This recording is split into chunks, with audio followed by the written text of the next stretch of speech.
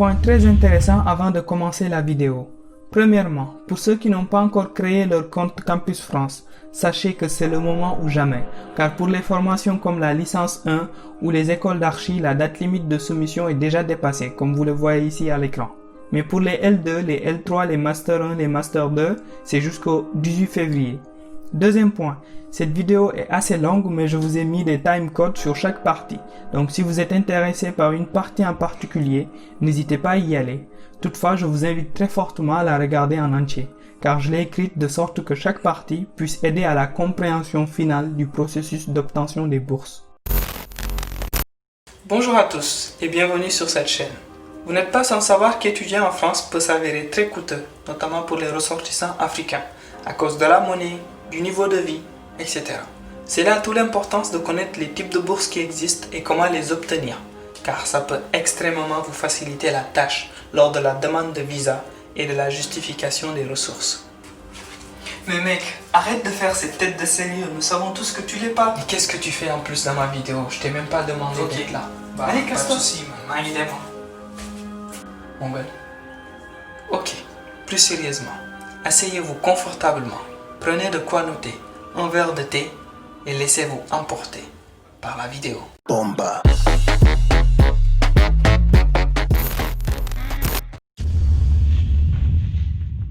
Commençons d'abord par un court résumé du parcours qu'on fait pour venir étudier en France. Alors, il y a entre guillemets deux grosses catégories de documents à avoir. La première, c'est l'obtention de la prescription, c'est-à-dire le document qui permet de savoir que vous avez une acceptation dans une université française. Pour obtenir celle-ci, il y a plusieurs démarches à faire.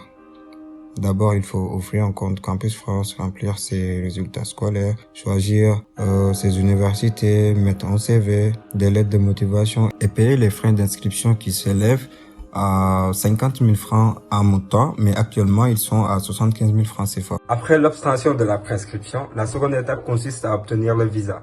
Ici aussi, il y a beaucoup de démarches et de documents à donner. Je vous mets sur l'écran les différents documents requis. N'hésitez pas à mettre sur pause pour tout lire. Nous, ce qui nous intéresse, c'est le petit 4, c'est-à-dire la justification des revenus. Bon, on est d'accord. Jusqu'ici, nous n'avons pas encore parlé de bourse. Mais c'était quand même important de rappeler le processus global. Et j'espère que tu l'as compris. Si c'est le cas, n'hésite pas à mettre « J'ai compris la première partie » dans les commentaires. Bon, revenons à nos moutons. Comme on l'a vu tout à l'heure, l'une des conditions de base pour avoir le visa, c'est de justifier de pouvoir recevoir 615 € par mois ou sa moitié quand on est hébergé par quelqu'un. On est tous d'accord, ne vous inquiétez pas. Ce montant, il est sacrément élevé pour les Sénégalais, car ça équivaut littéralement à ce que certains fonctionnaires gagnent, voire plus. Mais il ne sort pas d'un chapeau. Ça a été calculé pour correspondre aux besoins de base dont tu auras besoin. Logement, nourriture, transport, abonnement téléphonique, etc. Donc autant dire qu'avoir une bourse est sacrément un coup de pouce. Au Sénégal, il existe 3 catégories de bourses données par l'État aux Sénégalais voulant continuer leurs études à l'étranger.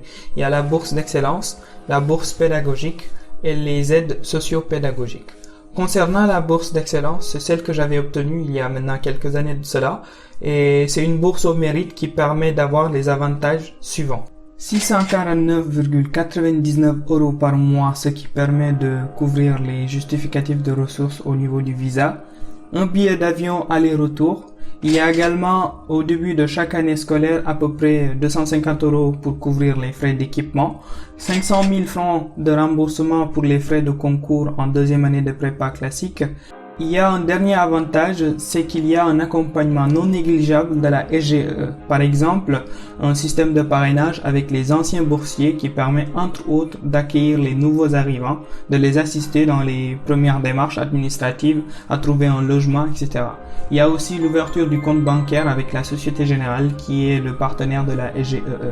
C'est des trucs très sympathiques comme ça qui facilitent pas mal la vie. Donc maintenant, essayons de voir comment on obtient cette bourse. Alors, elle est réservée aux nouveaux bacheliers qui remplissent les 3 catégories de conditions suivantes.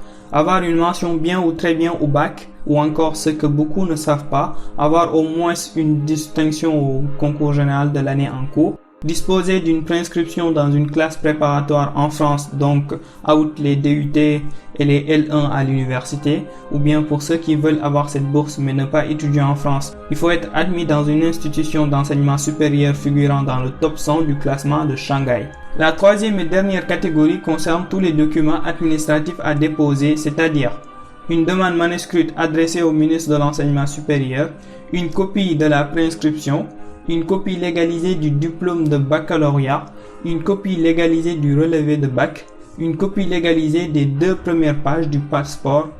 Les dates de dépôt coïncident généralement à la fin du bac, ce qui est tout à fait logique, mais la période de dépôt est très courte. Ça varie de 5 jours à 10 jours. Par exemple, en 2019, c'était entre le 15 et le 22 juillet. Et en 2020, au vu de la situation sanitaire qui avait pas mal décalé le calendrier scolaire sénégalais, c'était entre le 10 et le 15 septembre. Les quelques inconvénients de cette bourse, si on peut dire ça comme ça, c'est que le changement de filière pendant le cycle de licence entraîne une perte de la bourse. Le redoublement ou le passage conditionnel transforme la bourse d'excellence en bourse pédagogique. Et l'autre contrainte majeure, c'est que le bénéficiaire doit signer un engagement à servir le Sénégal après ses études, ce qui est tout à fait normal. Les bourses pédagogiques sont attribuées aux étudiants sénégalais, quels que soient leurs emplacements dans le monde, sur la base de leurs résultats du baccalauréat ou du post-bac. Elle est divisée en 2 catégories. La bourse pédagogique du premier cycle, qui correspond aux licences, et la bourse pédagogique du second cycle, qui correspond au master. Les bénéficiaires de cette bourse reçoivent près de 297,27 € par mois, ici en France, car le montant varie selon le pays d'études et la ville, et peuvent avoir les avantages suivants sous réserve d'une demande adressée au chef de service du SGEE, accompagnée des preuves de paiement, les frais d'équipement annuels, le remboursement des droits d'inscription et des frais de sécurité sociale, une aide au logement. Pour obtenir cette bourse pédagogique du premier ou du second cycle, il faut remplir les conditions suivantes. Je vous laisse mettre sur pause si vous voulez tout lire. Bon, on y retrouve notamment la préinscription ou la preuve d'inscription, les copies des diplômes du bac et celles obtenues par la suite, etc. Mais pour la bourse du second cycle, c'est-à-dire ceux pour le master, il faut d'abord avoir un diplôme de licence avec au moins la mention assez bien. Et il y a 3 autres conditions en plus qui sont laissées à l'appréciation de la commission qui examine les candidatures. La filière, l'âge et la régularité des résultats. La période de dépôt de cette bourse est beaucoup plus longue que celle de la bourse d'excellence car elle dure généralement 1 mois, entre septembre et octobre ou octobre et novembre comme en 2018. Alors, les aides socio-pédagogiques sont réservées aux gens qui n'ont ni de bourse d'excellence ni de bourse pédagogique. Et pour l'obtenir, on peut soit mettre en avant les critères sociaux, soit les critères pédagogiques aussi. Pour les documents, je pense que c'est les mêmes que la bourse pédagogique. Vous pouvez retourner en arrière pour voir ça en détail. Et la période de dépôt, c'est entre juillet et août.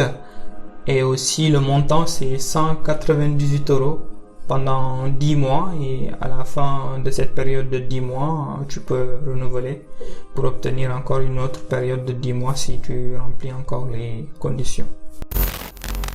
J'aimerais toutefois attirer votre attention sur un élément qui est très souvent rapporté par les gens, c'est-à-dire que pour les aides sociaux que je viens de citer et les bourses pédagogiques que Penda a parlé, c'est assez dur à obtenir parce que souvent, bon, ça c'est les gens qui le disent, hein, souvent quand t'as pas de bras longs ou quand t'as pas de connaissances là-bas, c'est assez compliqué à avoir, mais pour autant cela ne vous empêche pas d'essayer parce que il y a beaucoup d'enjeux dessus, donc pourquoi pas essayer de voir si on a de la chance de l'avoir. Voilà. Alors, ce qu'il faut comprendre, c'est que dans cette vidéo, nous avons parlé que des bourses données par l'État du Sénégal aux étudiants sénégalais voulant étudier en France. Mais pour étudier en France, il y a tout un tas d'autres bourses qui sont disponibles. Il y a notamment la bourse Eiffel, la bourse de l'Institut Pasteur et toutes ces bourses-là que je vous mets à l'écran actuellement. Mais néanmoins, ces bourses-là sont assez compliquées à avoir parce que c'est ouvert à un ensemble de pays. Donc, autant dire que c'est assez dur à avoir.